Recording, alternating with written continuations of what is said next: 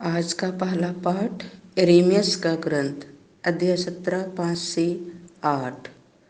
प्रभु यह कहता है, धिक्कार उस मनुष्य का जो मनुष्य पर भरोसा रखता है, जो निरे मनुष्य का सहारा लेता है और जिसका हृदय प्रभु से विमुख हो जाता है।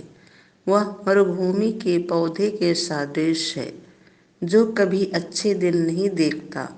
वह मरुभूमि के उत्तम स्थानों में नूनखरी और निर्जन धरती पर रहता है।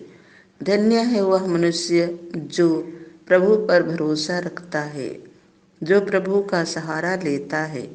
वह जल स्रोत के किनारे लगाई हुए वृक्ष के सदृश है, जिसकी जड़ें पानी के पास फैली हुई हैं। वह कड़ी धूप से नहीं डरता, उसके पत्ते हरे भरे बने रहते हैं। सूखे के समय उसे कोई चिंता नहीं होती, क्योंकि उस समय भी वह फलता है। यह प्रभु की वाणी है। आज का दूसरा पाठ कुरिन्थियों के नाम संत पौलुस का पहला पत्र अध्याय 15 पद संख्या 12 16 से 20। यदि हमारी शिक्षा यह है कि मसीह मृतकों में से जी उठे, तो आप लोगों में कुछ यह कैसे कहते हैं कि मृतकों का पुनरुत्थान नहीं होता?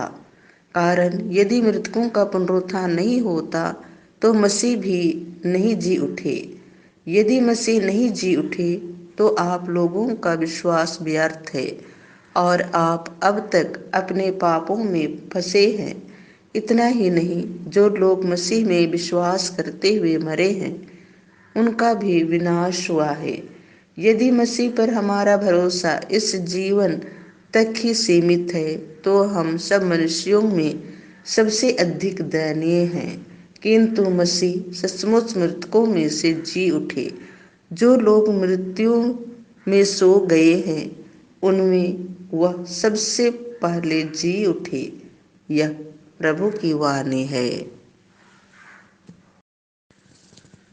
संत लूकास के अनुसार पवित्र सुसमाचार अध्याय 6 पद संख्या 17 20 से 26।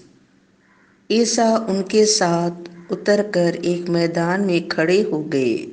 वहां उनके बहुत से शिष्य थे और समस्त यहूदिया तथा यरूशलेम का और समुद्र के किनारे तीरुस तथा सीदोन का एक विशाल जनसमूह भी था, जो उनका उपदेश सुनने और अपने रोगों से मुक्त होने के लिए आया करता था।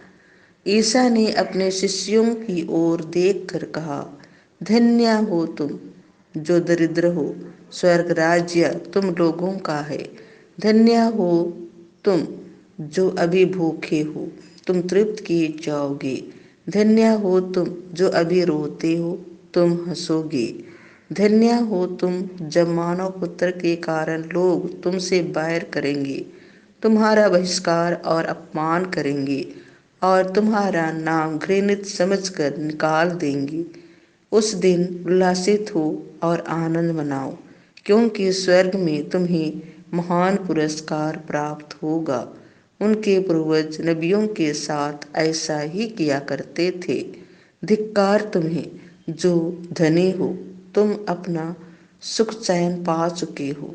धिक्कार तुम्हें जो अभी तृप्त हो, तुम भूखे रहोगे।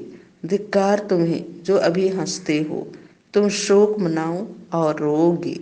धिक्कार तुम्हें जब सब लोग तुम्हारी प्रशंसा करते हैं।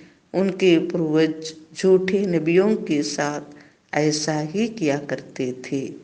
यह प्रभु का सुसमाचार है।